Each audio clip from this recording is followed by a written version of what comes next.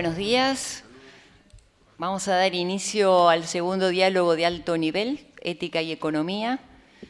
Muchos de ustedes participaron del primero que hicimos en esta casa y en Cancillería el año pasado y recordamos un poco los objetivos de estos diálogos, que es formarnos, prepararnos, debatir los grandes temas que en el mundo giran alrededor del desarrollo humano sostenible y tratar de recuperar y restaurar la relación dañada entre ética y economía.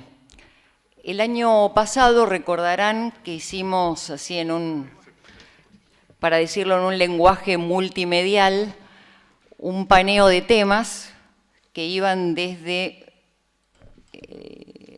la discusión de los estilos de desarrollo, la gobernanza mundial, la primarización productiva y el empleo precario, la narcocriminalidad, redes criminales y políticas públicas, corrupción y economía del crimen, responsabilidad social corporativa en el contexto de las finanzas éticas, inclusión financiera y monedas complementarias y deudas soberanas en países de desarrollo.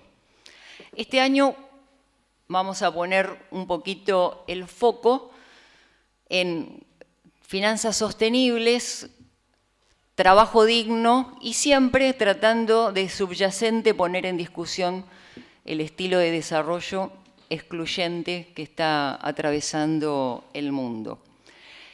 Voy a hacer una aclaración, porque sobre todo también para los invitados que vienen de otros países, nosotros hemos tenido hace poquitos días elecciones legislativas y el presidente de la Nación, a partir de ese momento, está convocando permanentemente a reuniones de gabinete ampliado. Entonces, ustedes van a ver que puede ser que haya algunas diferencias en el programa que les entregamos, precisamente porque tanto los representantes de los organismos de cooperación internacional como los funcionarios de los distintos ministerios y de las entidades asociadas al gobierno nacional no querían dejar de participar de esta invitación, pero tienen que tener también sus agendas ajustadas. Entonces, como Augusto Zampini, que después le voy a presentar, el delegado del Vaticano, y Monseñor Lozano, afortunadamente nos van a acompañar los 2 días completos, los vamos a usar un poquito de comodín en función también del resto de los participantes y panelistas que quieren estar presentes y van a tener dificultades horarias. Entonces le paso la palabra a Monseñor Jorge Lozano, que como anfitrión de esta sede de la Conferencia Episcopal Argentina nos da su saludo.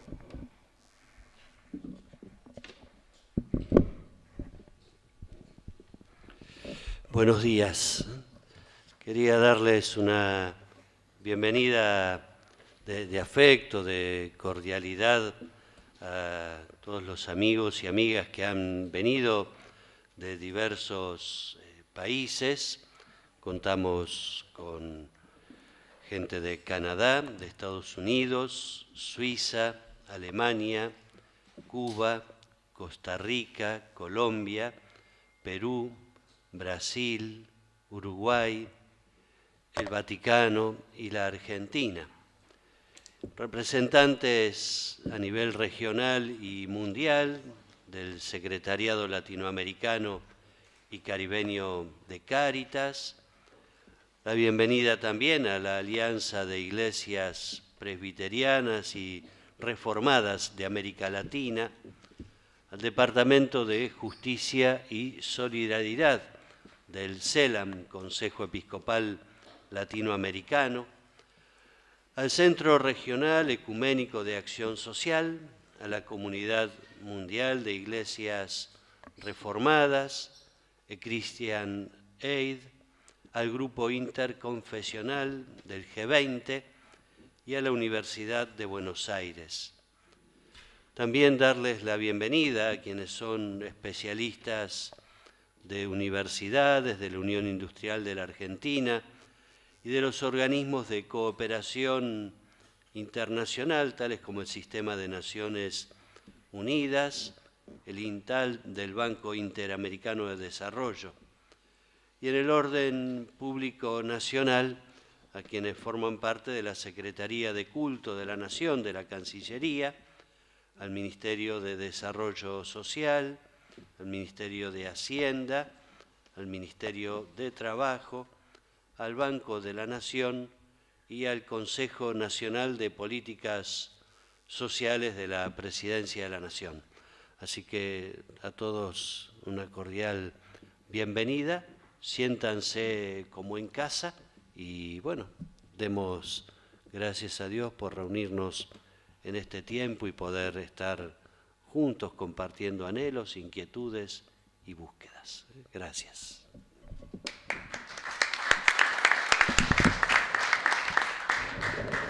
Entonces presentamos la sesión inaugural, que la hemos llamado Finanzas Sostenibles y Desarrollo Inclusivo.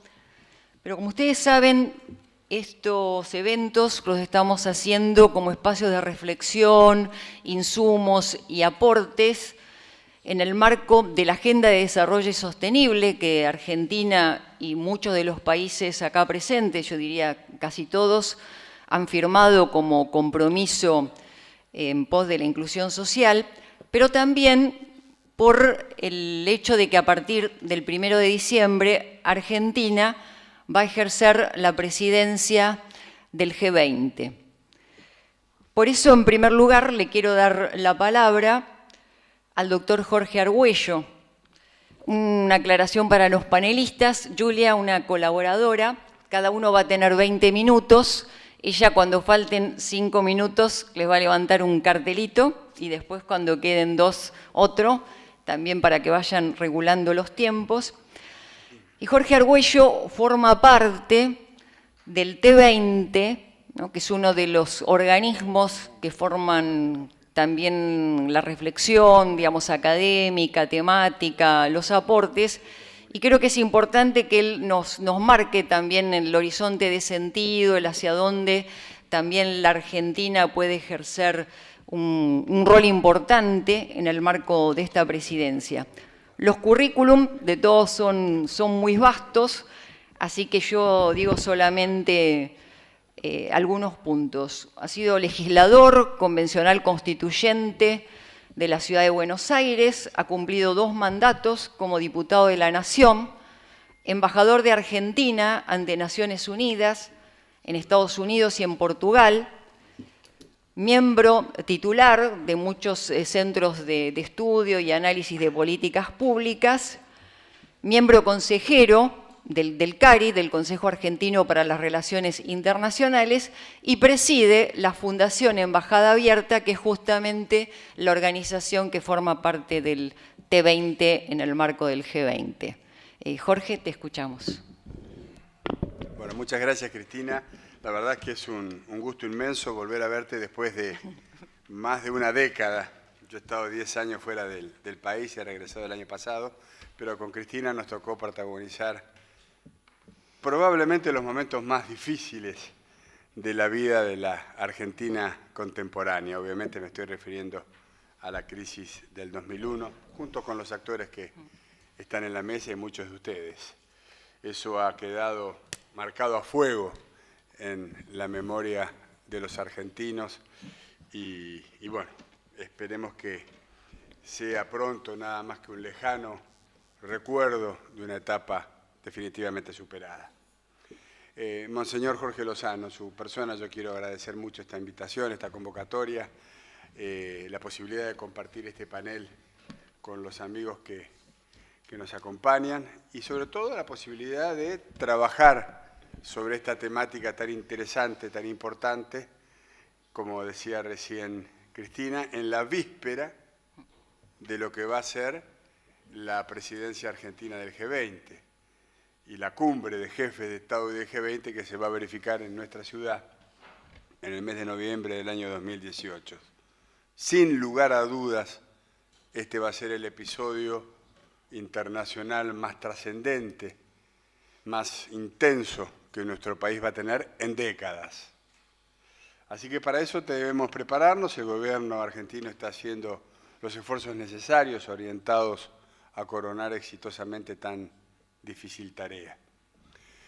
Pero como el título de la convocatoria de hoy es Finanzas Sostenibles, Trabajo Digno y Desarrollo Inclusive, tal vez el punto de partida de esta pequeña presentación deba ser hecha a partir del concepto de la sustentabilidad. Como ustedes saben, muchas veces la sustentabilidad suele quedar enmascarada bajo otro bien, que es otro bien igualmente preciado, aunque frágil y limitado. Estoy hablando de la estabilidad. Muchas veces la sustentabilidad queda oculta a través del privilegio que se hace del concepto de la estabilidad. La estabilidad en realidad es un valor de corto plazo que depende de la coyuntura, que depende de las circunstancias propias y extrañas, mientras que la sustentabilidad es un valor que se piensa, se construye, se logra a largo plazo. Es cierto que la estabilidad es condición necesaria para la construcción de la sustentabilidad, pero no es un paso excluyente. No solo con estabilidad se construye la sustentabilidad. Y eso lo pudimos comprobar hace poco, en el año 2008, cuando estalló la burbuja hipotecaria en Nueva York a partir de la quiebra de Lehman Brothers y se inicia la crisis financiera internacional, que primero fue doméstica, yo vivía en Nueva York en esa época, pero que rápidamente se extendió a Europa para finalmente diseminarse planetariamente. ¿Qué había pasado en el año 2008?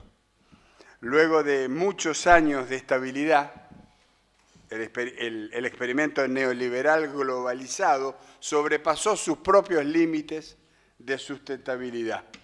Y entonces las mismas potencias que habían llevado adelante la desregulación financiera, las mismas potencias que habían contribuido a la mercantilización de la sociedad, tuvieron que poner un freno. Tuvieron que poner un freno y revisar lo que se había producido, porque, como decía recién, aquella crisis alcanzó dimensiones planetarias.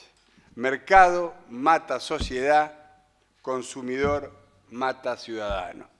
Esta fue, de alguna manera y de modo muy simplificado, estas son, decía, algunas de las frases fáciles que uno puede utilizar para graficar el estado de cosas que estábamos viviendo en aquel momento.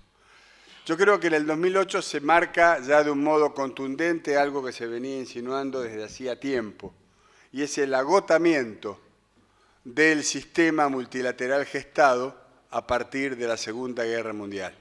Un sistema multilateral, hijo de los acuerdos de Bretton Woods, que habrían de darle la sustentabilidad a las sociedades del mundo de la posguerra.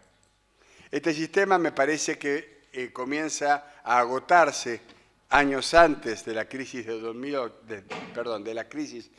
2008, y a partir de entonces nosotros estamos viviendo una suerte de periodo transicional en lo que se refiere a la gobernanza mundial.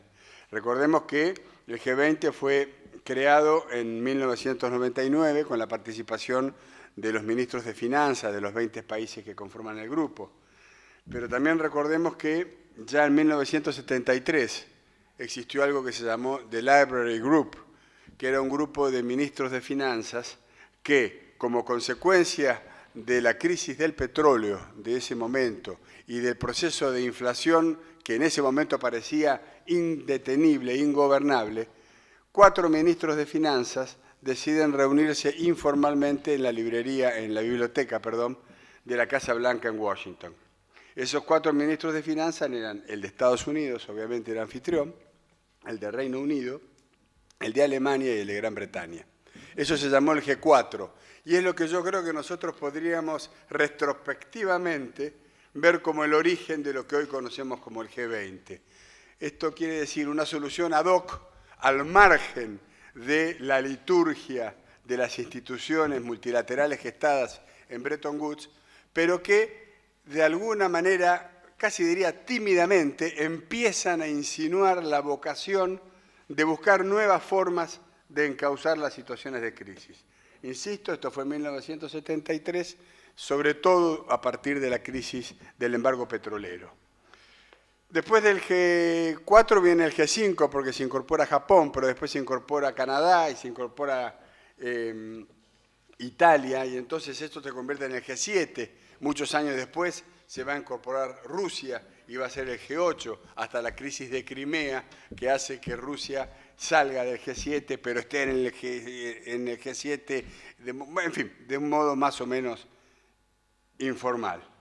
En el año 2008, y vuelvo a lo que acababa de mencionar, el grupo que originariamente estaba integrado por los ministros de Finanzas de los 20 países decide dar un salto acorde a la dimensión de la crisis que se había gestado en Wall Street, y convoca a la primer cumbre de jefes de Estado y de Gobierno de los países del G20. Yo en ese momento estaba destinado como embajador de la Argentina ante las Naciones Unidas y me tocó acompañar a la presidencia argentina en esa primera reunión que se hizo en Washington. A partir de allí, recuerdo vivamente que estuve en Washington dos días y medio, tomé el tren, volví a Nueva York, al otro día había reunión de la Asamblea General de la ONU, y la verdad que aquí hay una anécdota que vale la pena compartir porque de alguna manera nos está marcando el termómetro, o lo que el termómetro nos indica de la temperatura imperante en ese momento. Vamos a una reunión de la Asamblea General de la ONU y me encuentro con un escenario francamente adverso. La ONU tenía en ese momento 192 países, todavía no se había creado Sudán del Sur, que pasó a ser el 193. Por lo tanto, 192 menos 20 me da 172. 172 países estaban quejándose de la reunión que 2 días antes se había verificado en Washington. Y había casi unanimidad en el reclamo, desde Jamaica a Polonia, desde Colombia a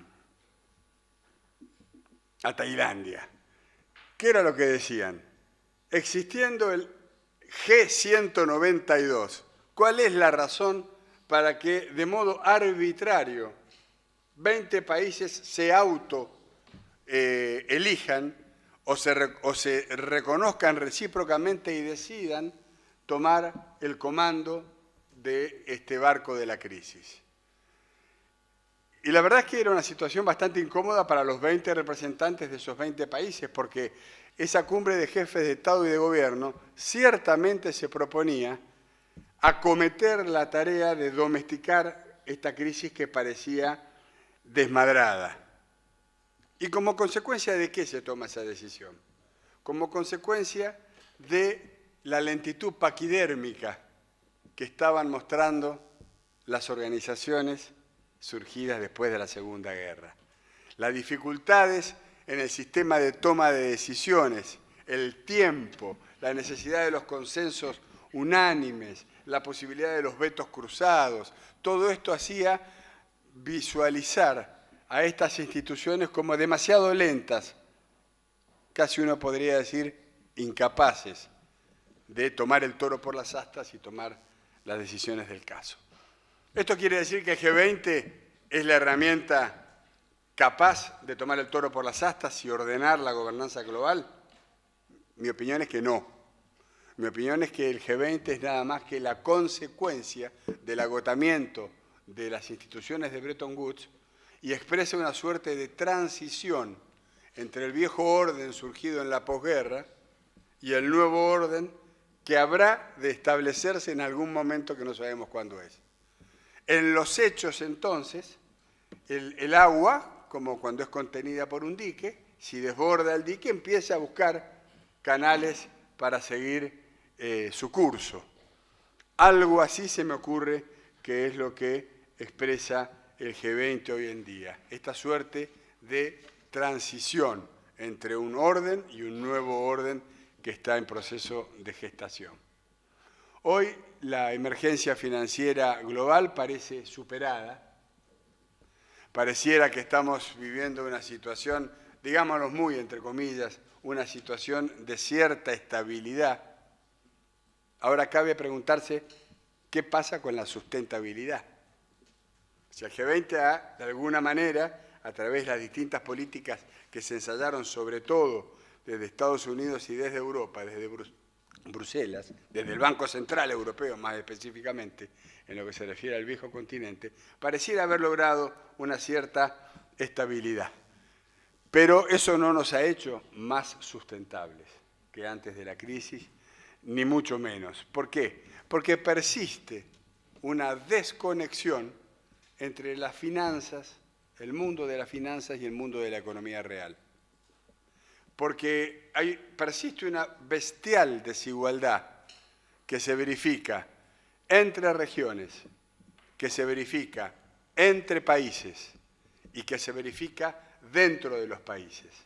No nos olvidemos que nosotros vivimos en América Latina, que es la región más desigual del mundo. En términos políticos, hay un clima de tensión, sobre todo en Occidente, a partir de los sucesos que se han venido verificando. El Brexit es un buen indicador de la temperatura política que impera en Europa. Pero el triunfo de Donald Trump es otro indicador de la temperatura política que impera en los Estados Unidos. El triunfo reciente de la ultraderecha en Austria, la derrota por poco de Marine Le Pen en Francia, la llegada de Macron, superando a los dos partidos tradicionales que durante décadas se ocuparon de la realidad política francesa, nos está marcando un malestar que recorre el mundo, un malestar que hace que millones y millones de personas se sientan víctimas del rumbo que ha tomado la globalización. Este malestar entonces forma parte de este proceso transicional que habrá de llevarnos a la definición de nuevas reglas de juego y como consecuencia organizativa de las nuevas reglas de juego, nuevas instituciones que nos lleven a ordenar y a definir una nueva gobernanza global. En este contexto, la Argentina se prepara para asumir la presidencia del G20, en cuestión de horas nada más. Ejercer la presidencia del G20 implica además ser sede del G20. Por lo tanto, nosotros vamos a recibir a los 20 jefes de Estado y de Gobierno en el mes de noviembre del año que viene, sabiendo que la cumbre es solamente un punto, probablemente el clímax de una presidencia del G20. Pero el G20 es un proceso que se verifica prácticamente todos los días del año en las más diversas sedes del mundo, porque hay reuniones de trabajo que permanentemente se van preparando para llegar a la cumbre de jefes de Estado y para producir, y si se puede, un documento que sea lo más representativo posible de lo que los actores que no son livianos, estamos hablando del 80% del Producto Bruto Mundial reunido en estos 20 países, puedan alcanzar. Yo estuve en Berlín cuando la cumbre del T20 y la verdad es que la victoria de Angela Merkel estuvo dada más que por el documento final, por haber logrado la presencia del presidente Donald Trump en la cumbre. Porque si Donald Trump no hubiera asistido a la cumbre de Berlín, entonces el destino y la potencia del G20 sin lugar a duda habría resultado menoscabada y estaríamos en una situación de crisis todavía más compleja. Esto quiere decir entonces que la Argentina se prepara, como les decía, para recibir a los jefes de Estado. Yo creo que hay una prioridad que está siendo tomada por el gobierno y es la necesidad de que por primera vez los países de América Latina intenten una coordinación de prioridades tratando de sumar esas prioridades a la agenda del G20. Porque la verdad es que ser presidente del G20 no supone grandes beneficios extra pertenencia, porque el G20 es como un transatlántico, ¿no? Entonces el presidente se sienta al timón del transatlántico, pero el transatlántico va para allá. Y el capitán del barco, moviendo el timón, puede corregir ligeramente el rumbo, pero no va a poder cambiar el rumbo. va a poder incidir ligeramente en el rumbo. Bueno, el hecho de ser presidente, de ejercer la presidencia del G20, a diferencia de lo que significa ser sede de la cumbre ministerial de la OMC, que se va a verificar dentro de pocas semanas en Buenos Aires, es que la negociación de la OMC viene encapsulada y que es lo mismo que se reúne aquí, en Seúl o en Panamá. Mientras que la negociación del G20 le reconoce al país anfitrión, al presidente, la posibilidad de meter un poquito la cuchara dentro del frasco de dulce de leche. De allí la necesidad de que los elementos que se puedan colocar en la agenda sean producto del consenso que se logre dentro de los países de la región. Aunque nos parezca difícil de creer, hace pocos meses, por primera vez desde el año 2008, se produjo una primera reunión, un primer seminario que fue aquí en Buenos Aires, entre los Sherpas, es decir, los delegados de los presidentes Peña Nieto, Temer y Macri, para empezar a trabajar con el objetivo de coordinar, de encontrar puntos de común que le permitan meterlos dentro de la agenda del G20. El G20 no es una institución democrática, como les dije, es producto de una decisión arbitraria, como son la mayoría de las decisiones, pero hay dos tipos de jugadores. Están los rule makers y están los rule takers. Obviamente nuestro país y la región están dentro del pelotón de los rule takers. De lo que se trata es de ir generando pisos de acuerdo que nos permitan que nos permitan ser cada día un poquito menos rule takers para pasar a tener que ver con el sistema real de toma de decisiones. Ese me parece que es el gran desafío, esa me parece que es la gran oportunidad que América Latina tiene de cara a la cumbre de jefes de Estado y de Gobierno del G20 que se va a verificar en nuestro país a fines del año que viene. Muchas gracias.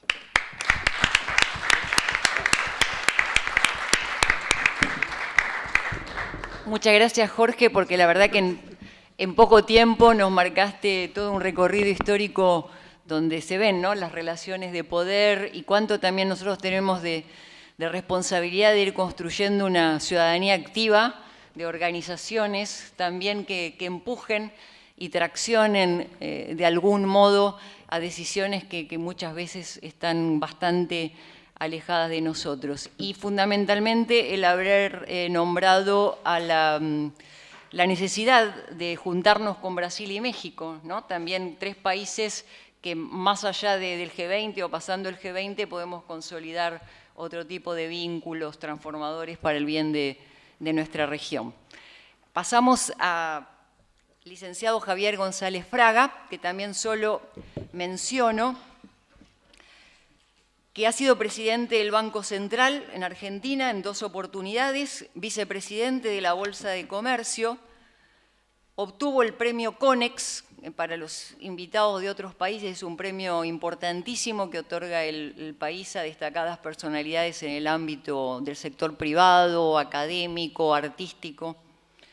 Y actualmente es presidente en el Banco Nación. Ha sido candidato a vicepresidente de la Nación en el 2011 y pasa la palabra entonces a Javier. Bueno, muchas gracias. Muchas gracias, Cristina, por esta invitación. Muchas gracias, Monseñor Lozano, por recibirnos en su casa. Es para mí un placer, un honor compartir con ustedes, con los panelistas y con los asistentes estas reflexiones, porque creo que son todas reflexiones que hacemos a partir de ciertas convicciones, pero donde todavía hay muchísimo para construir, y esto da un ambiente de confort intelectual, entendiendo los enormes desafíos que tiene la Argentina, que ha planteado recién muy bien Jorge Argüello, en virtud de que en días más nos hacemos cargo del G20 y van a estar las miradas del mundo sobre nosotros.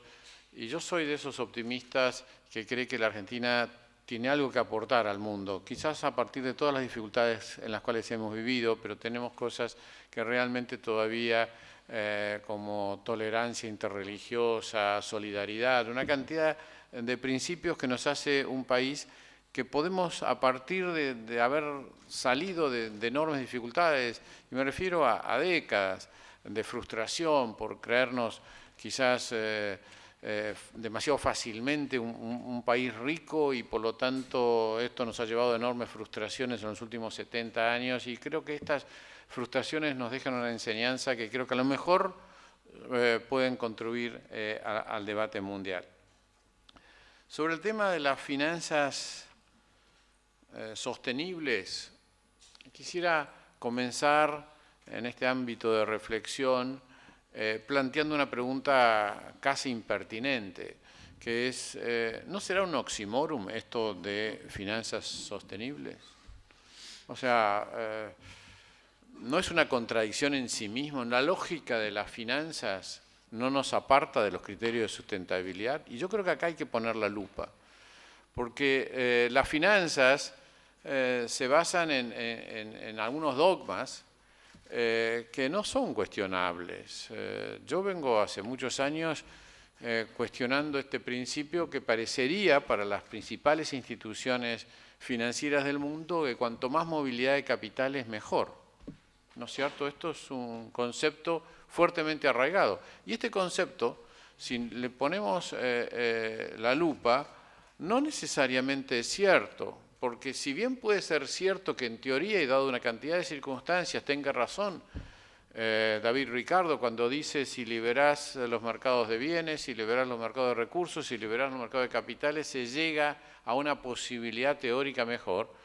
Lo cierto es que ninguna persona que haya pasado un curso elemental de matemáticas puede seguir sosteniendo que si alguno de esos tres no se da, que se den los otros dos es el segundo mejor. No es cierto.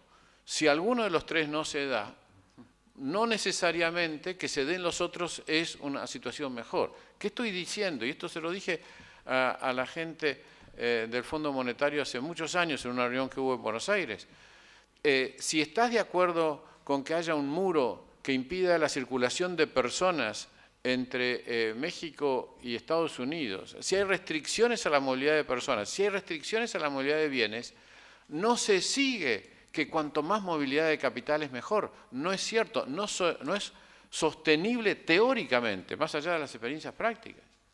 Entonces uno se empieza a preguntar, pero entonces acá hay errores groseros al afirmar que cuanto mejor movilidad de capitales, más posibilidades hay en el mundo de crecer. No, se acercan las posibilidades de crisis como la del 2008, que justamente se dan por una excesiva movilidad de capitales sin tener la consecuente movilidad de los otros recursos que equilibran los mercados. Y no me estoy saliendo de la teoría económica, estoy diciendo, David Ricardo me daría la razón en este punto, porque esto se puede demostrar matemáticamente que es así. Entonces, lo que tenemos que plantearnos es realmente el debate económico. Es en este encuentro, que es el título de la jornada de hoy, este encuentro entre ética y economía, tenemos que realmente poner la lupa sobre la economía. Acá hay enormes representantes que van a hablar con mucho más fundamento que yo sobre la ética y seguramente tienen estudiado los documentos recientes de la Iglesia, la Caritas in Veritate, la Laudato Si, la Evangelii Gaudium, que está llena de elementos sobre esta cuestión, pero yo quiero poner el énfasis en la economía pura. ¿Por qué la economía se ha deshumanizado? Esto creo que es lo que tenemos que analizar. Yo tengo ya unos cuantos años de recorrido y yo me he encontrado con muchísimos pensadores que tienen muy claro este punto de hace muchas décadas.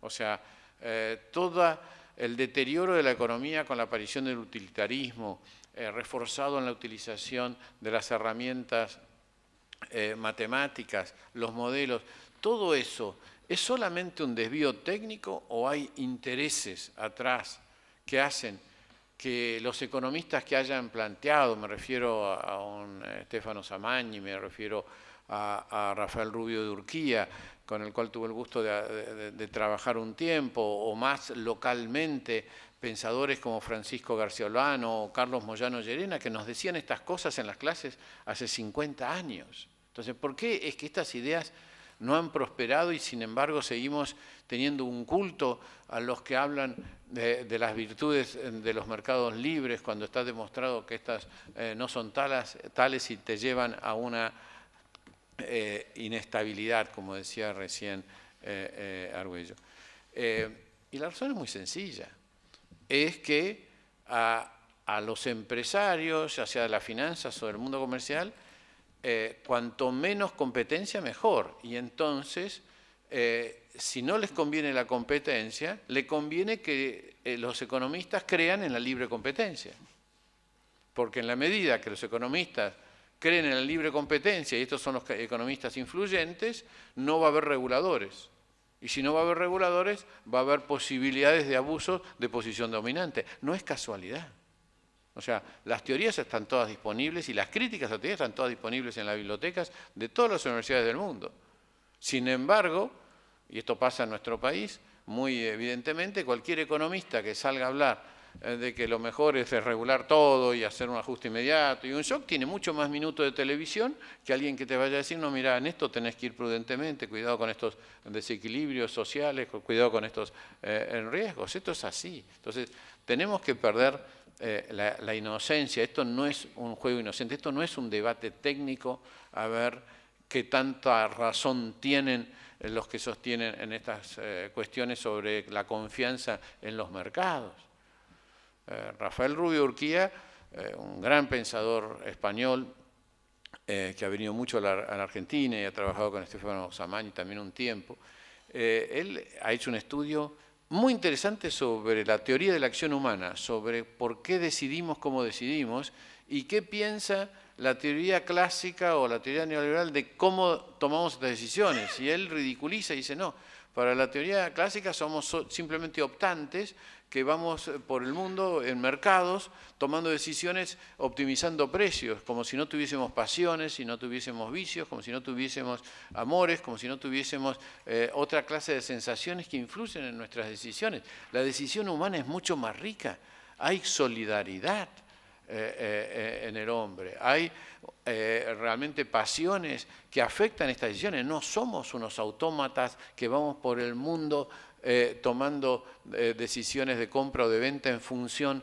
de precios. Ahora, cuando uno introduce este pequeño ruido en las teorías, en la esencia de las teorías económicas, bueno, todas las conclusiones empiezan a ser distintas y por lo tanto se debilita las ventajas del mercado libre, se debilitan las pseudo-ventajas de la globalización y una cantidad de otras cosas. Entonces, creo que es importante plantearnos estas cuestiones para poder entender a ver hasta qué punto el tema de las finanzas sostenibles no pasan a ser un oxímoron. Yo tomo un ejemplo que lo vengo dando hace muchos años. Tomemos la tasa de interés. No hay finanzas sin tasa de interés. Y la tasa de interés es el valor del futuro expresado en valores presentes. Es en la tasa de descuento. Bueno, uno les puede preguntar a una audiencia como esta, ¿te interesa el planeta de nuestros nietos? Y la respuesta masiva va a ser sí, porque esa es la expresión del sentido común, del bien común que está en nuestros corazones. Ahora, si nosotros creemos que el valor de este planeta dentro de 80 años es 100, por ponerle un valor, el valor de los ríos, de los bosques, de las aguas no contaminadas, de los cielos limpios y todo esto, digamos, es 100, y tomo una tasa de interés razonable de largo plazo, que para la Argentina está en el 7%, pero para muchos países del mundo está más cerca del 3%, y tomamos el 4%, ese 100 traído 80 años acá vale menos de 10. ¿Qué estoy diciendo? Si dejamos que los financistas o los economistas decidan el valor del planeta de nuestros nietos, si actúan racionalmente va a decir es poco importante. No es lógico que nos preocupemos por eso. Entonces acá claramente hay una contradicción entre un uso de la lógica económica y lo que nos dice nuestro corazón y nuestro sentido común, que es lógico que preservemos el planeta de nuestros nietos.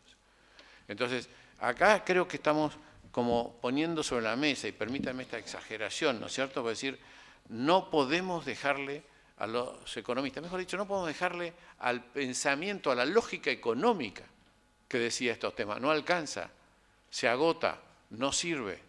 ¿Por qué? Porque está hoy limitada a un enfoque economicista, utilitario, que la ha alejado del bien común y por eso la ha alejado de ser relevante.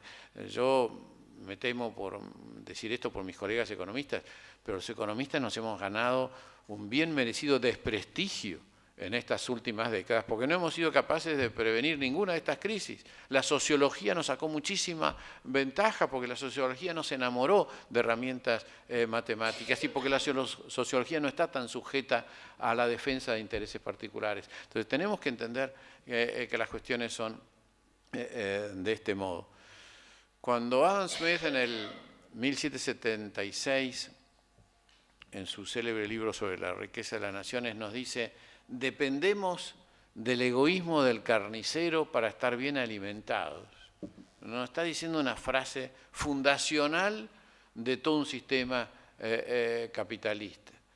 Y eso lo sabemos todos. Lo que no sabemos, o no todos reconocemos inmediatamente, es que 17 años antes, cuando escribió la teoría de los sentimientos morales, él dijo de que ese carnicero tenía que tener principios morales. Tenía que preocuparse no solamente por cumplir la ley, por no trampearte con la balanza, por pagar los impuestos que tenía que pagar, sino también estar atento a la pobreza que lo rodeaba y al medio ambiente que lo rodeaba. Ese era el sujeto del cual Adam Smith hablaba. Entonces ya presuponía la ética en el comportamiento económico. Y déjenme acá decir algo que a lo mejor para algunos no le cae tan simpático, pero durante muchos años hemos visto como que era muy bien visto el hecho de que vos te dedicabas a hacer negocios y si de las utilidades ponías 20% para la caridad, eras realmente, ya estabas ganándote el cielo, para decirlo de alguna manera. Y yo creo que eso hay que cuestionarlo. Yo creo que la ética no es el día de la oración, o sea el sábado o el domingo. No, la ética es de lunes a viernes. La ética es en la conducta humana. Cada decisión de negocios tiene que estar impregnada de ética.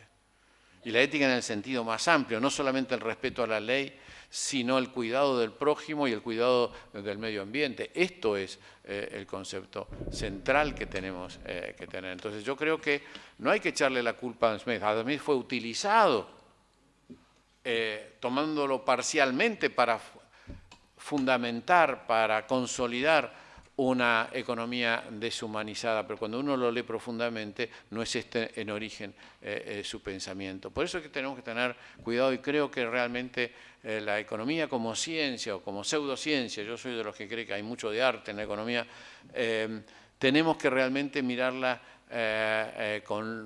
con sentido crítico y volver a poner el hombre en el centro del sentimiento de las conclusiones de la economía. Voy a usar los últimos minutos para hablar un poquitito de banca con valores. Si uno va al origen de la banca nació con valores. Las primeras actividades de banca era bueno, necesitamos bancar a fulano de una comunidad que necesita capital, todos lo ayudamos. La banca era cooperativa. Solo después empezó a hacer la banca un negocio en sí mismo, donde prevalece la avaricia, la búsqueda de la rentabilidad, a veces medida, a veces desmedida. Si me permiten usar alguna terminología marxista, si Marx decía de que el sistema había pasado de ser mercancía, dinero, mercancía, a dinero, mercancía, dinero, donde la mercancía era una excusa para acumular más dinero, yo diría que hoy Marx nos estaría diciendo, y lo dicen muchos más que no son marxistas, hoy es dinero, dinero, dinero, o sea, ya ni siquiera se pasa por la mercancía. O sea, hoy el dinero genera dinero. Piketty, en el famoso contribución que hace, donde explica la acumulación enorme de riquezas en pocas manos en todos los países más avanzados, la gran explicación son las finanzas.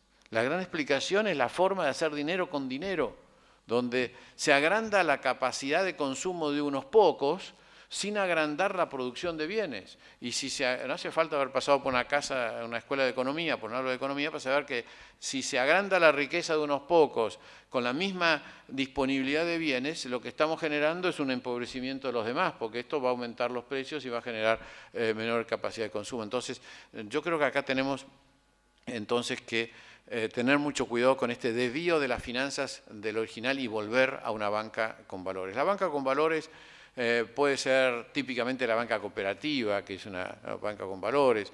Hay una muy buena organización mundial, esta de Global Alliance of Banks on Values, que realmente nos ha juntado ahora en Roma y nos va a juntar nuevamente en Perú el año que viene, y que realmente se trabaja en estos temas, donde ha participado el cardenal Turkson en la última reunión de Roma con un mensaje muy, muy claro. Yo creo que tenemos que volver en la banca a los orígenes. Y la banca pública no es exactamente la banca cooperativa, pero tiene claramente que estar en este concepto de banca ética. Banca ética es una definición que nace en Italia y que hoy hay muchos bancos en el mundo que la comparten, y que se basa fundamentalmente en tener muy claro que hay que luchar contra la corrupción, el lavado, el financiamiento del terrorismo, del narcotráfico, todo este tipo de actividades, pero también el tema de la corrupción tal cual como fallas a las reglas, pero también y fundamentalmente el medio ambiente. Y como lo dice muy claramente Oladoto, sí, no podemos pensar solo en el medio ambiente sin olvidarnos, sin recordarnos el tema de la inclusión social.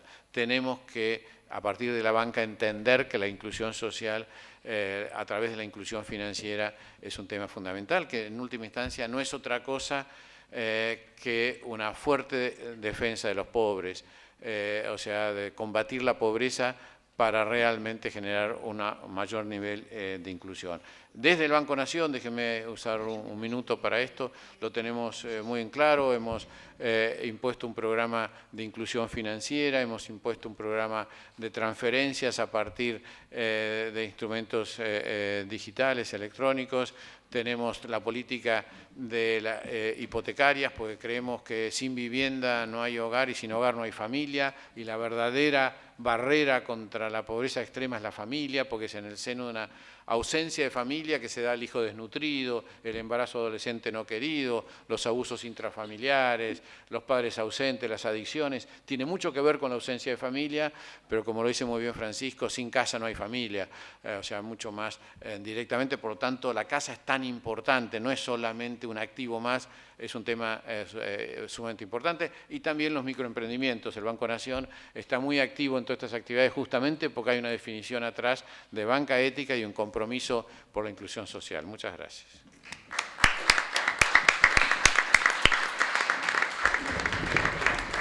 Muchas gracias, Javier, por realmente todas estas provocaciones que nos van a ayudar muchísimo para los debates de estos días y para también conformar el grupo de trabajo de los insumos que presentaremos a nuestros gobernantes, tanto de países del G20 como de los países acá presentes. Presento a Gustavo Vélez. Gustavo Vélez es abogado por la UBA, actual director del Instituto para la Integración de América Latina y el Caribe, INTAL, del Banco Interamericano de Desarrollo. Ha residido previamente en Washington y Montevideo, también con tareas en organismos de cooperación internacional. Fue ministro del Interior, ministro de Justicia, Seguridad, Derechos Humanos, secretario de Estado de la Función Pública y diputado por la Ciudad de Buenos Aires. Y tiene, bueno, gran cantidad de trabajos y publicaciones con énfasis en transparencia, innovación, justicia y seguridad ciudadana. Gustavo. Muy bien, muchísimas gracias y es un gran gusto poder expresar algunas ideas. Les agradezco mucho la invitación, sobre todo la perseverancia y la visión permanente de Monseñor Lozano, de Cristina, de todas las organizaciones que conforman esta red, que ha producido además un excelente trabajo, lo recomiendo, aquí está el libro que acaban de publicar. Y por cierto, también compartir el panel con grandes amigos y personas a las cuales estimo particularmente. Yo les quiero hablar de un modo complementario a lo que han mencionado Javier y Jorge, de los temas del cambio tecnológico y de los avances científicos y cómo esto impacta sobre la inclusión, la sostenibilidad y el trabajo digno. Desde hace tiempo venimos impulsando un estudio sistemático de estos temas y además estos temas van a formar parte de la premisa que el gobierno de Argentina, como presidiendo el G20, como ejerciendo la presidencia del G20, va a señalar de un modo muy particular como tema de debate y de tratamiento de la próxima cumbre.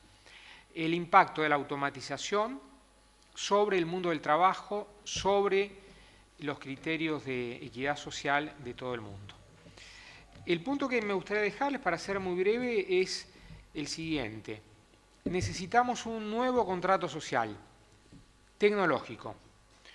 Un nuevo contrato social tecnológico que convierta a la tecnología en un medio que puede ser fabuloso para la inclusión social.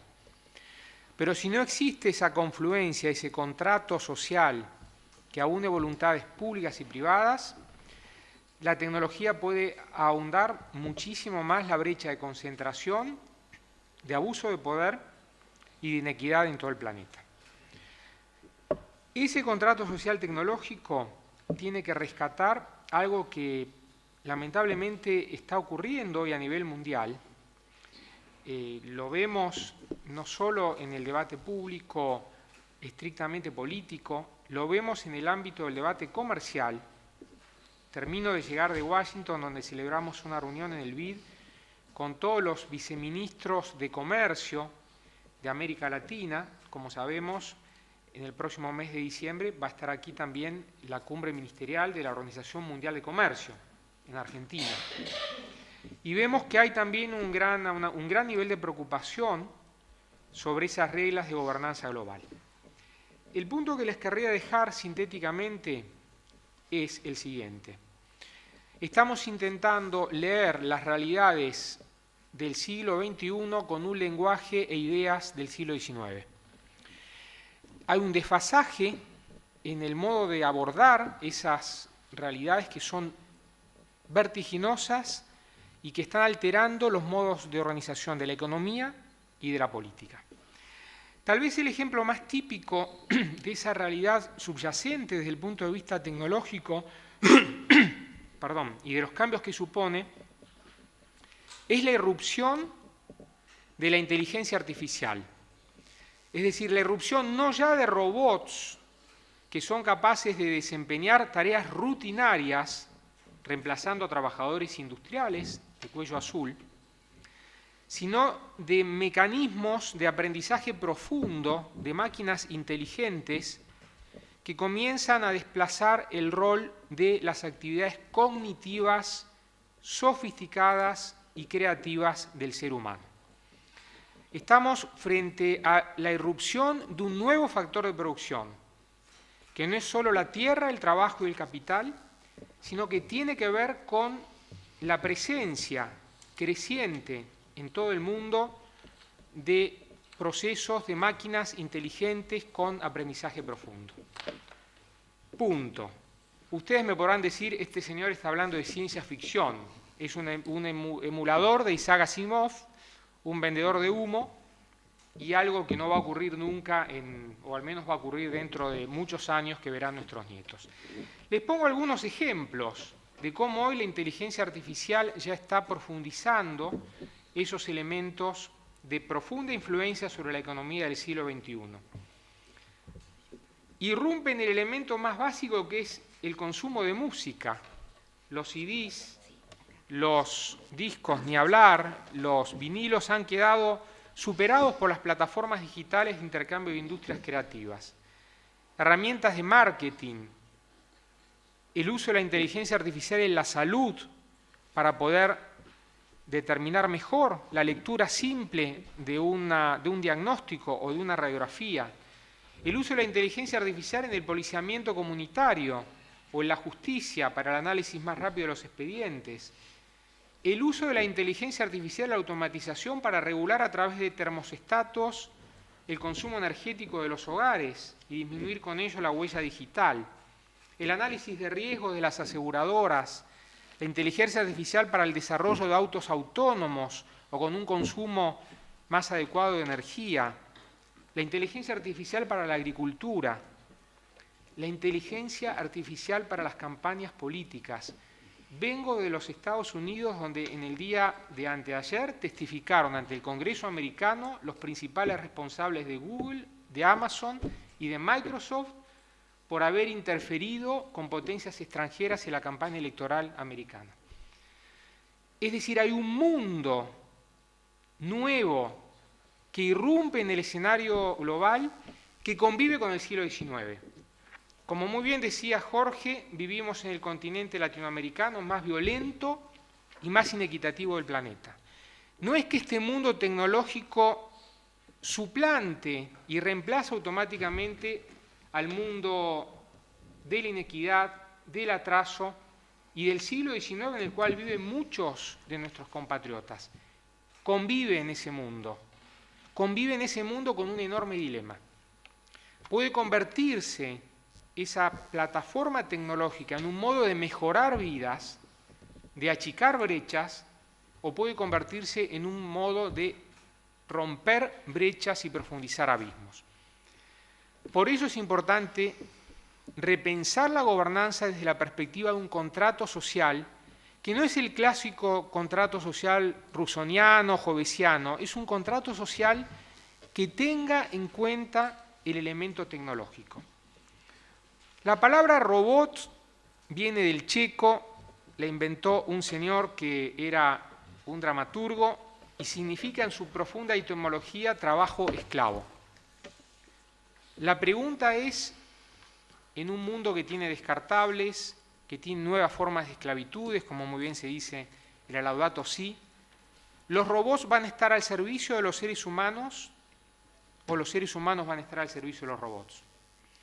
Y este no es un dato simplemente teórico, es un dato que tiene que ver con la sustitución de empleo, de lo cual se va a hablar con mucha profundidad en las sesiones de la tarde. Y en este dato de la sustitución de empleo, lo más importante que hay que tener en cuenta es que la tecnología altera los conceptos de tiempo y espacio, y los altera a través de tres mecanismos básicos. El nuevo petróleo del mundo, el nuevo oro del mundo, los nuevos elementos preciosos del mundo son los datos. Cada uno de nosotros, desde que sale de su casa hasta que llega al trabajo, hasta que se acuesta a la noche, emite millones y miles de datos que se convierten en trillones de datos todos los días, que son subidos a plataformas digitales y que son traducidos en nuevos modos algorítmicos de funcionamiento de los servicios, de la producción de bienes y de nuestra sociedad en su conjunto. La conjunción de datos, de algoritmos y de plataformas digitales es lo que está alterando sustancialmente nuestros modos de producción, de relacionamiento, de trabajo, de bienestar. Cuando estaba en el aeropuerto, en una de las revistas tecnológicas más importantes del mundo, Wired, había una tapa que decía "El amor en tiempo de los robots". Y hace unos 3 meses atrás estuve también en un aeropuerto, haciendo tiempo, y la revista The Economist tenía en su tapa un robot leyendo a Platón, y decía "Enseñándole ética a los robots". Puede parecer absurdo, pero un robot que va a manejar un vehículo, o que va a hacer operaciones médicas, o que va a analizar el margen de ganancia de una operación de bolsa, como hoy ocurre en el trading internacional, tiene que tener o no un marco ético para ese desarrollo de los algoritmos. O esos algoritmos y ese análisis de la inteligencia artificial tiene que estar despojado de todo criterio ético y sometido a un criterio utilitarista, como el que mencionaba Javier. La siguiente pregunta es, ¿quién lo va a dotar de un marco ético? Y aquí entonces llegamos también al elemento muy importante que tiene que ver con el ser humano, naturalmente. Con el ser humano como responsable de las principales acciones y responsable de un criterio que es muy importante. Esto se está poniendo romántico. No nos están atacando los marcianos. Decía el otro día en broma, quien habla de robots parece un marciano. Pero la verdad es que a mí este tema me apasiona y por eso le pongo tanto énfasis. ¿Por qué le pongo énfasis? Porque hemos trabajado con un libro que seguramente ustedes pueden leer o les puedo mostrar algunos ejemplares, que se llama Robotlución, lo publicamos en el BID. El problema de los robots es que hay diferentes tipos de estadísticas, de metodologías que hablan de entre un 10 y un 50 o 60% de las ocupaciones actuales del mundo pueden ser reemplazadas por máquinas.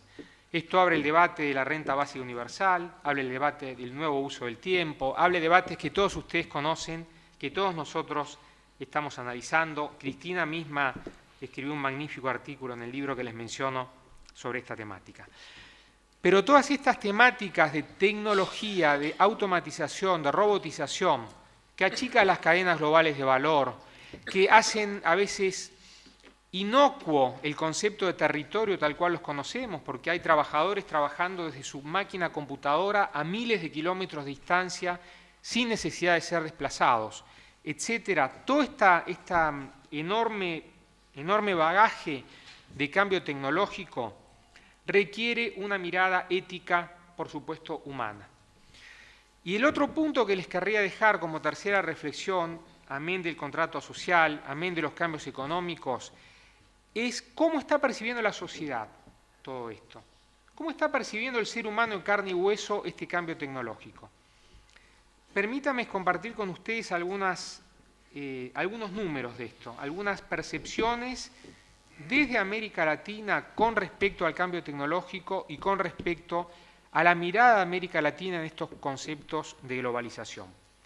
Desde el INTAL hace ya 3 años estamos haciendo una encuesta con Latinobarómetro que mide en 18 países de América Latina con 20.000 encuestas anuales las percepciones de nuestros habitantes sobre estos cambios que se están dando a nivel mundial. Solamente un cuarto de los latinoamericanos piensan que la automatización va a generar más empleo. Solamente un cuarto de los latinoamericanos. Hay otro dato que es extraordinariamente llamativo. Aproximadamente un tercio de los habitantes de América Latina come una vez al día. Come una vez al día con una compleja situación de privación social.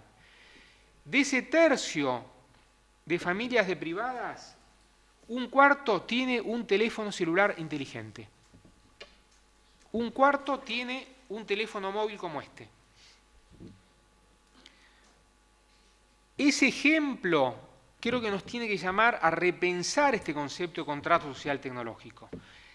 ¿De qué manera la tecnología puede ser un puente para achicar ese tipo de brechas?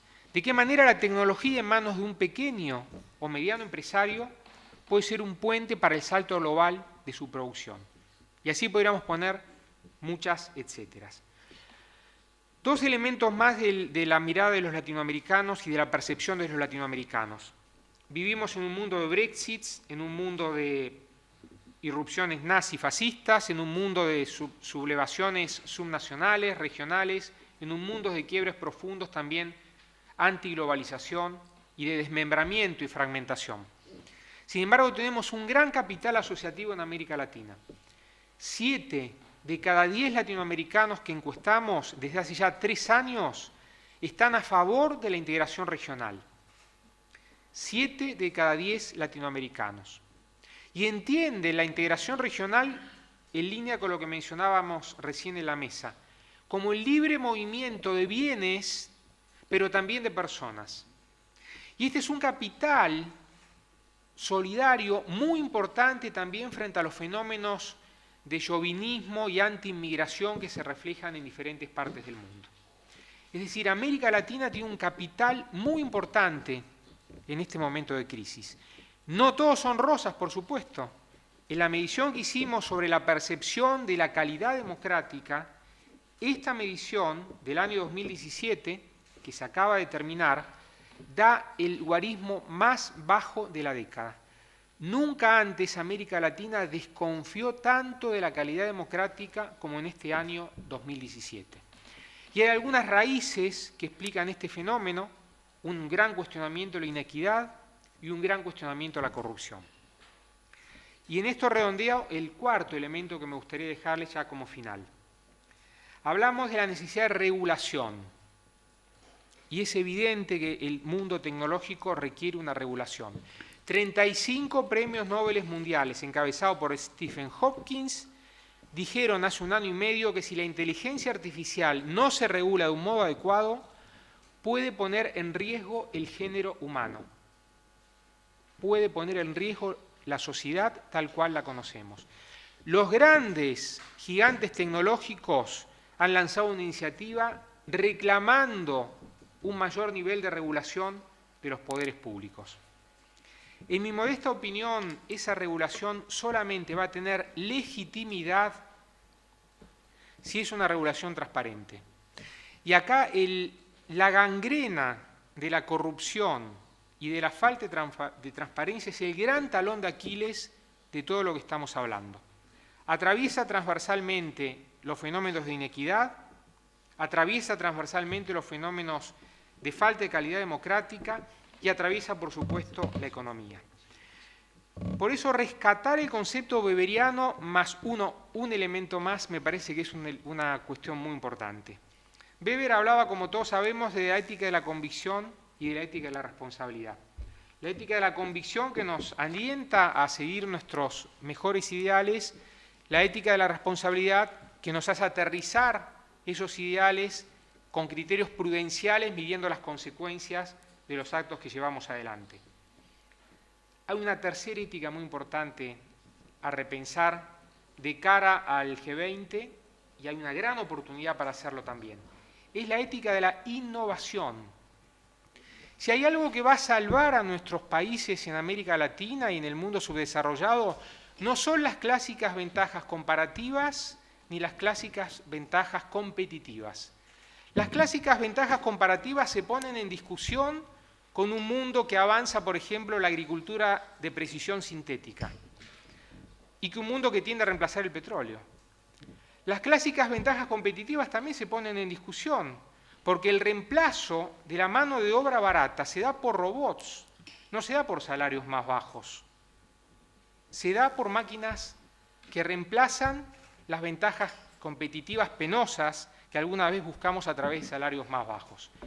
Las ventajas innovativas son las claves para este cambio, a partir de la creatividad y de repensar muchos de estos elementos que no se ajustan ni al mundo real, ni se ajustan tampoco al cambio tecnológico.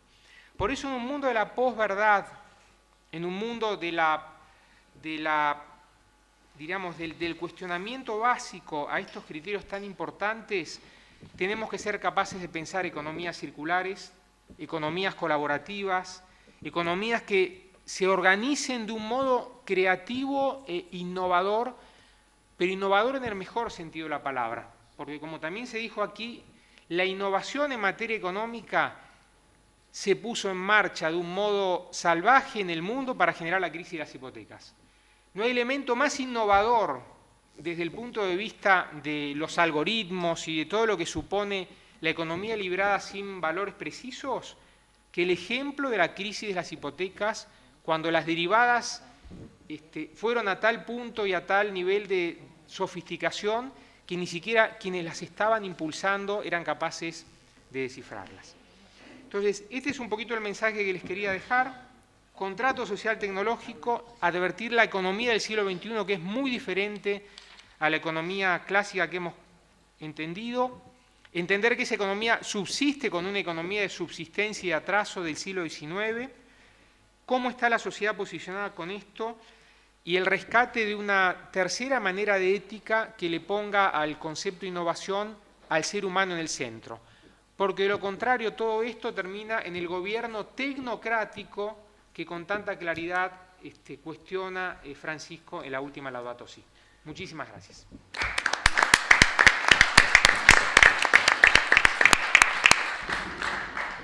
vamos a aprovechar estos minutos que quedan antes del receso y también por, digamos, la dificultad del ministro para llegar y no cortar la relación del padre Zampini, abrir un momento de diálogo. Tienen ustedes los micrófonos, tienen que ver si están encendidos y, bueno, dirigir alguna pregunta indicando si es en general al panel o a alguno de los panelistas en forma precisa. Así que, bueno, los escuchamos. Para González Fraga. Hace poco estuve en una conferencia donde se hablaba que existe un fuertísimo fondo verde para todos los países y que históricamente Argentina ha sido deficitaria en el uso de esos recursos. ¿Qué está haciendo el gobierno para que eso cambie? Los llamados bonos verdes han tenido un gran crecimiento en los últimos 2 años. La gran pregunta es qué tan verdes son estos bonos. Esto es un poco la cuestión, porque el 84% de los inversores, o sea, los que han emitido, perdón, los que han usado estos bonos verdes, de los que participan en este negocio de los bonos verdes, el 84% dice que lo hace por una cuestión de reputación. O sea, esto es muy importante. O sea, no es que está mal la reputación, pero hay que entender que no lo están haciendo para mejorar objetivamente el planeta, sino para parecer que están haciendo algo bueno. Entonces, es un poco como lo que pasó con la responsabilidad social empresaria, que las más interesadas en anotarse eran las empresas que más deterioraban a lo mejor las circunstancias sociales, pero querían compensar eso. Entonces hay que tener mucho cuidado con este tema de los bonos verdes, que hoy está siendo como escrutado con mucho detenimiento. No obstante, habiendo dicho esto, digo, a nosotros como Banco Nación y a la Argentina le interesa acercarse. Argentina ha estado aislada de los mercados, como todos sabemos, durante muchos años, ha vuelto a los mercados financieros. Estos bonos verdes están como colgados de los otros bonos soberanos, o sea, si tu país no es creíble o paga tasas altas, esto también es cierto en los bonos verdes, no es que para cualquiera, pero decididamente empieza a haber interés en Argentina. Hay un banco privado que ya emitió bonos verdes hace muy poco tiempo. El Banco Nación está estudiando la posibilidad de hacerlo hacia final del año que viene. Las ventajas son limitadas, o sea, tenés cierta cantidad de inversores que dicen una parte de mi cartera la quiero colocar en bonos verdes y eso te hace acceder a lo mejor a una tasa un poco más baja de la que accederías de otra manera. En el caso del Banco Nación, nuestra cartera de préstamos califica como correlato, como contrapartida de los bonos verdes, porque gran parte de nuestros préstamos están en línea con los criterios de sustentabilidad del planeta y por lo tanto tenemos esa ventaja de ser un banco fuertemente prestamista de actividades agrícolas sustentables y eso entonces nos facilita la posibilidad de hacerlo. Yo, habiendo dicho lo que dije antes acerca de mi escepticismo sobre todas estas cuestiones, digo, bueno, pero si hay gente que quiere invertir en esto, vamos a tratar de aprovecharlo. No creo que esto sea una solución, me apresuro a decir, del problema de la contradicción de las finanzas tradicionales y la necesidad de sustentar el planeta. Sí. ¿Podemos presentarnos también con nombre y organización? ¿Cómo no? Yo soy Eduardo Cerantes, estoy acá por ACTE.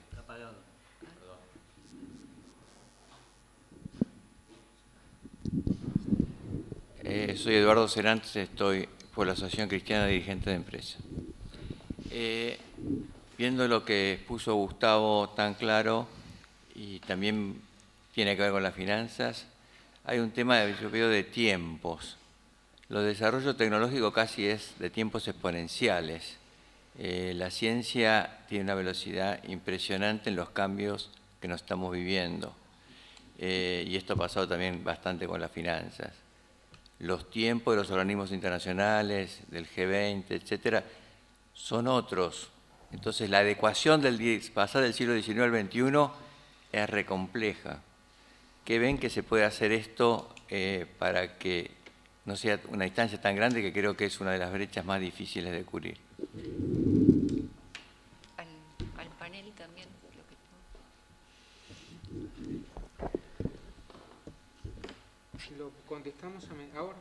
Podemos tomar un par más. Sí. Buenos días, soy David Montealegre, director ejecutivo de Globetics para América del Sur. Mi pregunta tiene que ver con el tema de la educación, porque si bien estamos hablando de mirar con nuevos lentes del nuevo contrato social, según lo que decía el doctor Bellis, hemos hablado de no establecer la misma lógica económica para los nuevos sistemas económicos. ¿Qué pasa cuando las universidades siguen replicando el mismo modelo? Cuando no hay profesionales que salgan pensando, o por lo menos no masivamente, en una nueva forma de hacer economía. La próxima y después pasamos a la red.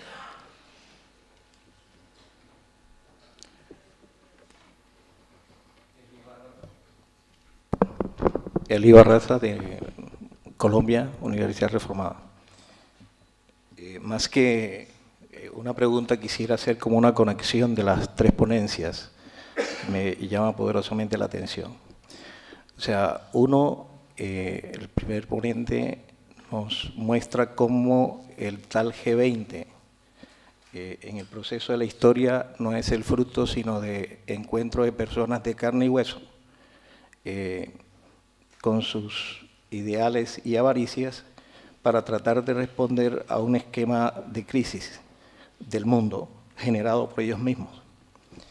El segundo, me llama poderosamente la atención que de un economista financiero salga la idea precisamente que el mundo no puede seguir siendo definido, la vida en el mundo, por una disciplina económica aislada de todos los demás aspectos de los saberes científicos. Peter Watson es un autor inglés que nos está hablando precisamente hoy de la convergencia de las ciencias, y que solo cuando la física se unió a la química, cuando la física se unió a la biología, cuando la química se unió con la biología, se generaron los grandes conocimientos de la revolución industrial para acá. Mientras eran análisis sesgados por cada una de las ciencias en particular, no se generó ningún conocimiento que fuese determinante para la vida en el globo.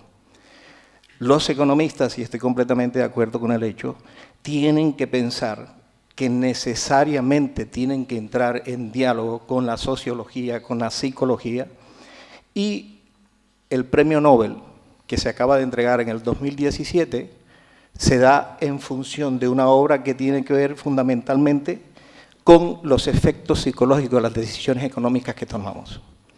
Entonces, mientras en estos organismos sigamos dependiendo exclusivamente de lecturas a partir de las ciencias económicas y de las estadísticas y de los algoritmos de los computadores, no vamos a llegar a ninguna solución efectiva en la problemática del mundo. Y el tercer elemento, que tiene que ver con todo el tema de la inteligencia artificial, es interesante tener en cuenta también que los robots son creados por mentes humanas, y los robots y los algoritmos responden a decisiones y a normas y a fórmulas que organismos y personas establecen para determinar las formas como se maneja económicamente este mundo.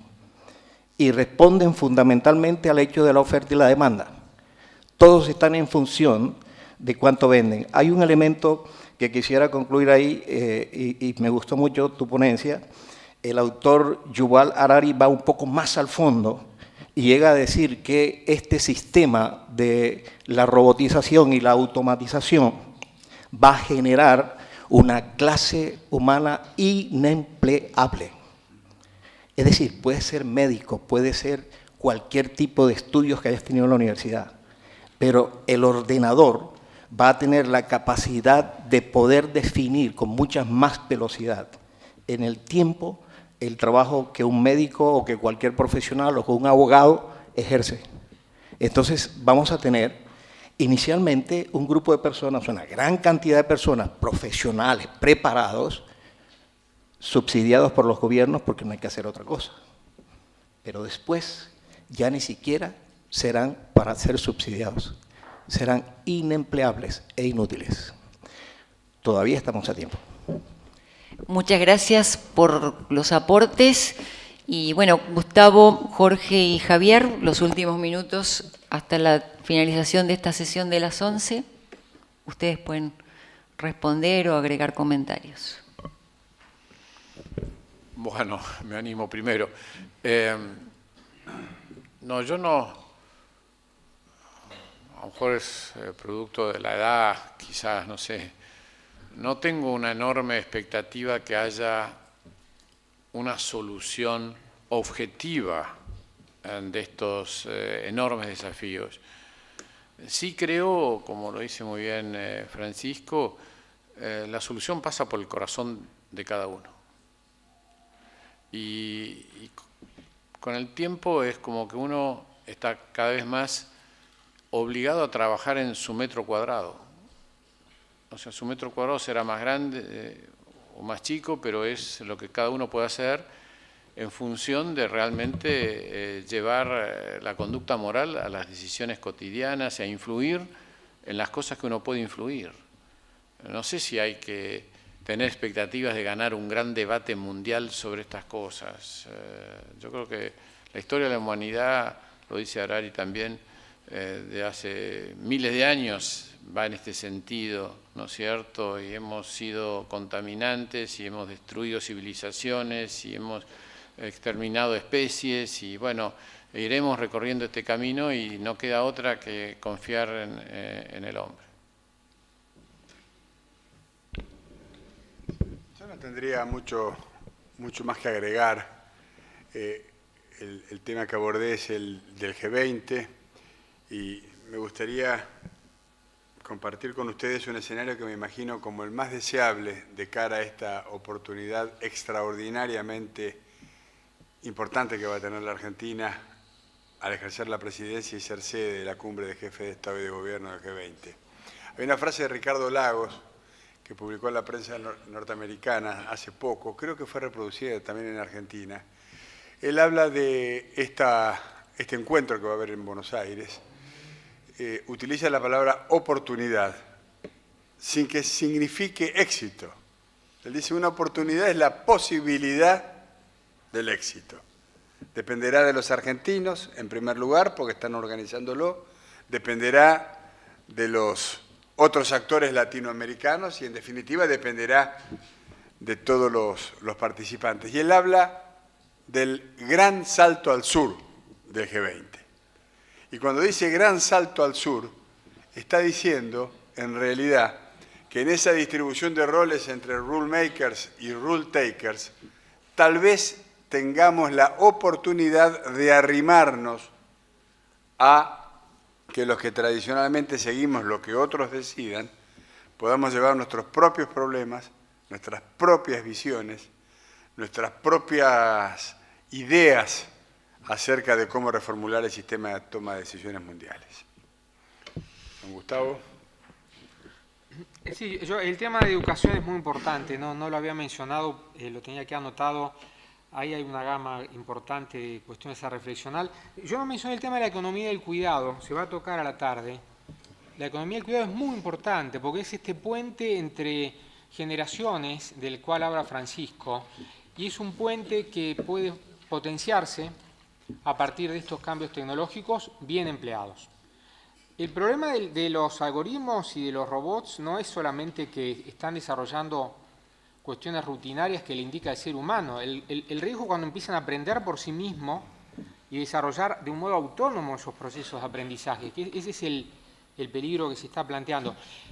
A nivel mundial hay 1 millón de trabajadores entrenando a robots. 1 millón de personas están entrenando a robots. En temas tan básicos como, por ejemplo, descubrir o identificar expresiones racistas en el diálogo en Internet, o expresiones xenofóbicas, o identificar patrones de conducción de un automóvil, además de los temas duros, matemáticos, etc. Es decir, esto nos lleva al tema educativo, no pensarlo solamente como el entrenamiento en actividades duras, matemática, ciencia, tecnología, ingeniería, sino blandas, inteligencia emocional, empatía, creatividad, flexibilidad mental, ponerse en el lugar del otro, reconocer al otro. Ese es el tema de las profesiones del futuro, sobre los cuales hay que repensar este contrato social, sin duda alguna, y refundar un concepto educativo desde otra perspectiva. Se menciona tantas veces, pero no deja de ser cierto, que las ocupaciones del mañana no las conocemos en su precisión. Algunas sí. Nunca un robot va a poder reemplazar el amor que una enfermera le da a un abuelo o a un niño de 3 años en sus primeros años de vida. Esa empatía, esos trabajos que tengan que ver mucho con la inteligencia emocional, amén de los conocimientos técnicos, nunca van a dejar de desaparecer, ¿no? Pero en todo caso, este es el debate que hace falta y es muy importante también verlos desde un criterio multidisciplinar. En el caso de América Latina, repensar las asignaciones universales por hijo, como se llama aquí en Argentina, Bolsa Familia en Brasil, Progresa en México, Programa Solidaridad en Chile. Esos programas han sido pensados para la emergencia desde el punto de vista de dar un paliativo, tienen que estar vinculados también a un proceso de alfabetización tecnológica, por lo que mencionábamos antes, que los más pobres necesitan más nivel de atención en estos cambios tecnológicos.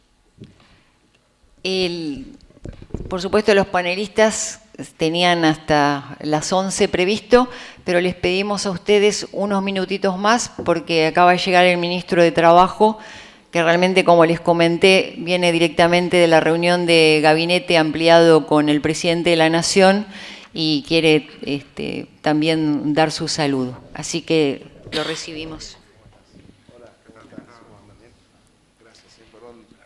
Ministro Triaca, explicamos al auditorio que realmente el esfuerzo y bueno, la importancia de estar aquí presente, que viene de una reunión con el presidente de la Nación, y queremos que entonces en unos minutos Monseñor Lozano también le dé unos 5 minutos de síntesis y después lo escuchamos. Bueno, gracias por venir. Yo comparto con ustedes alguna reflexión acerca de lo que estamos trabajando y de estos temas que nos abordan. Yo pensaba, cuando necesitamos adjetivar, suele deberse a que lo sustantivo se ha vuelto ambiguo, o por lo menos no expresa con claridad lo que queremos decir. Los conceptos, por ejemplo, hablamos a veces de amor sincero, como si pudiera haber un amor que no lo sea, o de libertad responsable, o de amigo fiel. Expresiones que a mí muchas veces me sorprenden porque no pensamos que no podría ser de otra manera, ¿no? En muchos ámbitos de la vida humana, lo sustantivo se ha ido desdibujando, poniéndonos en la necesidad o casi la obligación de adjetivar para liberarnos de la confusión o de la ambigüedad. Por eso los 3 sustantivos que nos ocupan en estas reuniones de trabajo, necesitamos adjetivarlos, ¿no? Hablamos de finanzas sostenibles. A esto se han referido los panelistas que estuvieron recién, porque notamos que algunas no lo son. El sistema financiero no se sostiene, o podríamos decir no se soporta, no se aguanta, si se pretende un fin en sí mismo.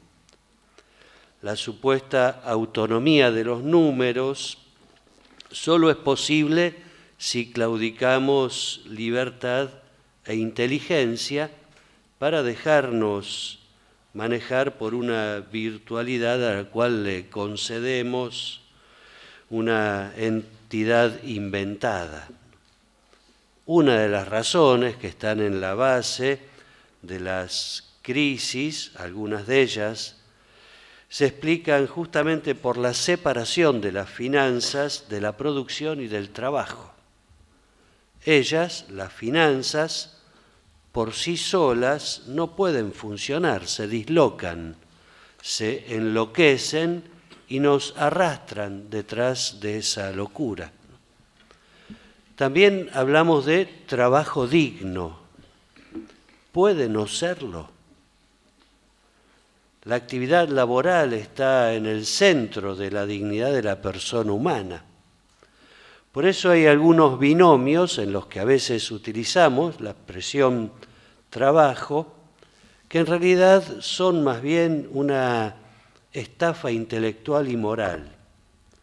No podemos hablar de trabajo esclavo o de trabajo infantil, sino que deberíamos llamar a las cosas por su nombre, esclavitud y opresión. Si es trabajo, es digno. No debería hacer falta aclararlo. Puede no estar debidamente registrado, puede no contar con una remuneración justa, incluso puede desplegarse en condiciones insuficientes de seguridad, pero el trabajo de por sí es digno. Sin embargo, debemos aclararlo. Me alegro que compartamos este rato con el ministro de Trabajo. Y hablamos también de desarrollo inclusivo. Y me pregunto, ¿por qué hace falta aclararlo? Y es que se ha confundido muchas veces desarrollo con crecimiento económico acumulado en pocas manos, desentendiéndose este crecimiento económico de la suerte de los más pobres y de la suerte del planeta. La inequidad en la distribución de la riqueza y de los bienes sociales nos muestra una manera de comprender a la sociedad en la cual no hay lugar para todos. Una buena parte es considerada como descartable o desechable, no cuentan. Y entonces ante esta realidad nos preguntamos, ¿no? ¿Somos una familia humana? ¿Lo anhelamos? ¿Lo buscamos? Es urgente un cambio de paradigma. Y para ello es imperativo, como nos dice Francisco, escuchar tanto el clamor de la tierra como el clamor de los pobres. Por eso es tan necesario profundizar en lo que nos ocupa en el diálogo entre ética y economía, y me animo a decir también sumar a la política. Necesitamos un nuevo paradigma que sea expresión de estos valores que nosotros compartimos, nuestros valores humanos más profundos. Necesitamos cuidar a los pobres, cuidar la casa común para cuidar la paz. Por eso nos preguntamos, en el centro, ¿qué tiene que estar? ¿El poder, el dinero o la familia humana? Celebro que podamos compartir estas reflexiones, sabiendo que nosotros queremos poner en el centro a la familia humana y el cuidado de la casa común. Así que, bueno, ánimo y a seguir trabajando. Muchas gracias.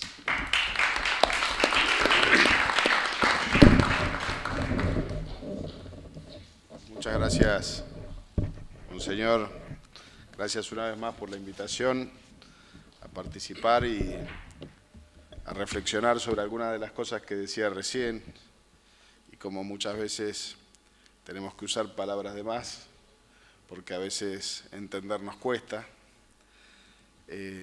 Y sin duda que lo que usted está planteando, monseñor, es un enorme desafío. Pero es un enorme desafío que pone o que expone un conjunto de valores que tenemos que pensar si como argentinos y como la sociedad que queremos construir son valores comunes.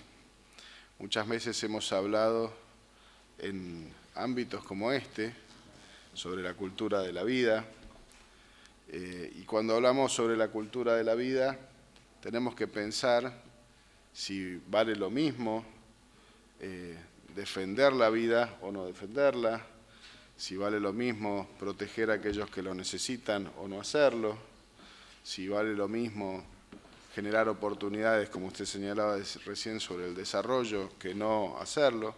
Digo, y todos estos son ámbitos de debate que después se tienen que traducir en acciones concretas, en definiciones con respecto al Estado y a su alcance, en cómo ese Estado tiene que ser financiado, en quién debe llevar una carga mayor con un criterio a veces más progresivo, a veces solidario, a veces equitativo.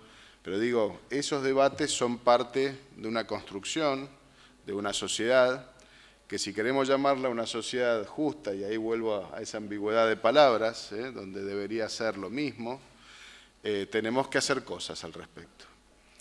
Y acá usted señalaba recién un menú bastante abierto y claro.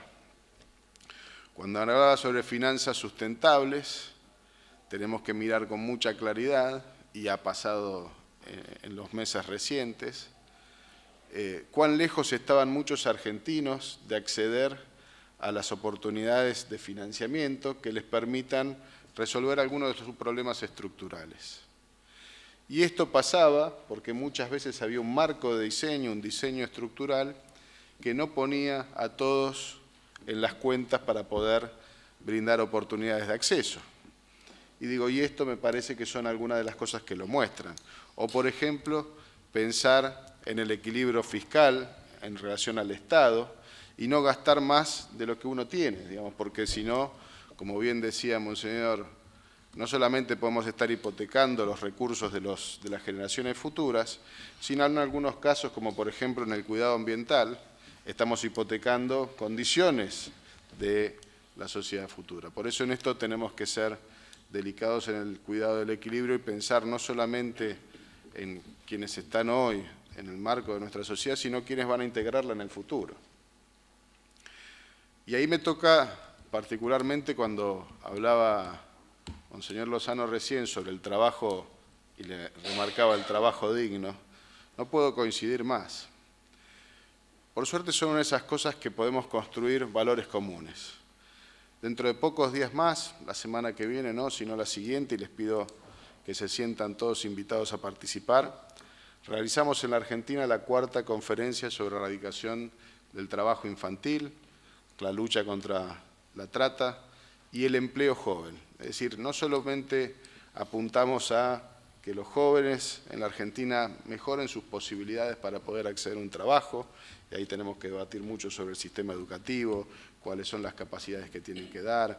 Ustedes hoy van a abordar en la tarea que llevan adelante sobre los cambios tecnológicos, los desafíos que eso generan, las oportunidades que tenemos que generar, procesos de formación profesional continua, porque vienen tiempos donde ya no alcanza con capacitarse en algún periodo de su vida, sino que muchas veces tenemos que repetirlos. Pero también tener claro que los chicos tienen que estar estudiando o jugando, digo, no pueden haber trabajo infantil en Argentina. Estoy orgulloso de decir que hicimos una encuesta sobre el tema, una encuesta muy novedosa, por primera vez se hizo una encuesta sobre el sector rural, con la asistencia técnica del INDEC, con el apoyo de muchas de las organizaciones que están en el conjunto de instituciones de Naciones Unidas, y nos ha dado una buena radiografía de qué es lo que está pasando en el conjunto de nuestra sociedad.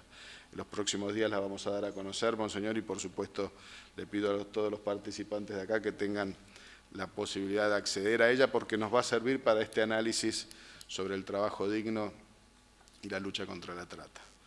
Pero algunas de estas cuestiones no solamente se hacen enunciándolas o analizándolas o teniendo el mejor diagnóstico, sino planteándonos políticas y responsabilidades sobre los estados, el Estado nacional, el Estado provincial o los estados locales, pero también el resto de los actores, los sindicatos, las empresas, las organizaciones sociales. Y ahí tenemos un enorme desafío. Por eso nos hemos propuesto una alternativa, dialogada con los sindicatos, con las empresas, para generar un mecanismo de acceso inclusivo al trabajo a través de distintas propuestas que se pueden ir variando, que pueden mejorarse, que pueden recibir otras ideas, como tiene que ver con la registración, el blanqueo que están llamando hoy en los medios de comunicación, pero con ideas que también hemos tomado de mesas como estas. Monseñor, hace algunos años atrás, nos presentaba la idea de trabajadores que dan trabajo, que apunta sobre todo al sector de mayor informalidad en la Argentina, aquellos que trabajan por changas, por cuentapropismos, que como decía recién Monseñor Lozano, tienen la dignidad del trabajo, pero quizá no tienen la cobertura de seguridad social, no tienen la cobertura de salud, o quizá no alcanzan una retribución justa. Bueno, es la forma de ir generando el espacio inclusivo para aquellos que tienen que tenerlo. Por eso, ahí como dirigentes, no solamente aquellos que nos toca la función de gobernar, sino aquellos con representación gremial, tanto empresaria como representación de sus trabajadores, tienen que tener la cabeza abierta, no solamente de representar a aquellos que están afiliados a una cámara o a un sindicato, sino aquellos que hoy no tienen la oportunidad de ser representados, que están en la informalidad, que están desocupados, y que ahí tiene que estar el verdadero foco de atención de todos nosotros, porque si vuelvo a lo que decía al principio, si queremos tener una sociedad justa, tenemos que ser conscientes que tiene que ser una sociedad que le dé participación a todos. Muchas gracias a todos por este evento. Le pido, Monseñor, que me tenga al tanto de los resultados de estas jornadas de trabajo y le vuelvo a agradecer enormemente la invitación y sepa que cuenta conmigo para las futuras. Muchas gracias.